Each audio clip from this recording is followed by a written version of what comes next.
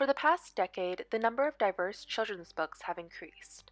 Authors and illustrators have worked together to bring more diverse books to the bookshelves. These books include stories with illustrations of people of color, people with disabilities, and LGBTQ people. Plus, there are more stories that celebrate culture and stories that address many social issues present today.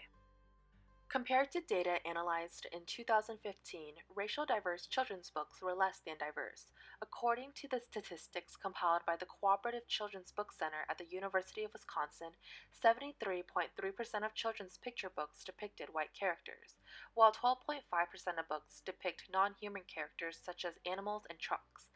However, minority groups like American Indians, Mexican Americans, Asian Americans, and African Americans are largely underrepresented in children's literature, with only less than 14% of books that include characters with people of color.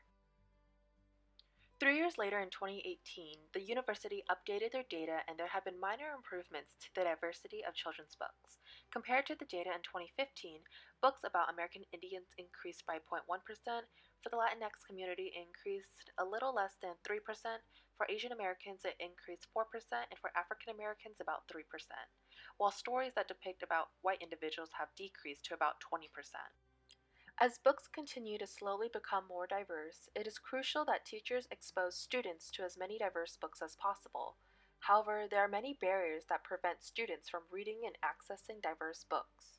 According to Nai Hua Kuo and Janet Alsop, authors of the article The Challenges of Teaching Multicultural Young Adult Literature, they talk about some of the barriers. One barrier is that teachers have a lack of cultural background. Most teachers are not knowledgeable about all cultures. As Kuo and Alsop explain, many middle-class white school teachers have knowledge about literature depicting Western perspectives, but have limited knowledge about other cultural groups. Limited knowledge prevents them from including diverse books in their classroom library. Another barrier to exposing children to diverse books are the parents. Not all, but some parents are opposed to their children reading about diverse books, like ones about the LGBTQ community. In Utah, parents complain about a teacher who read their students the book Call Me Max.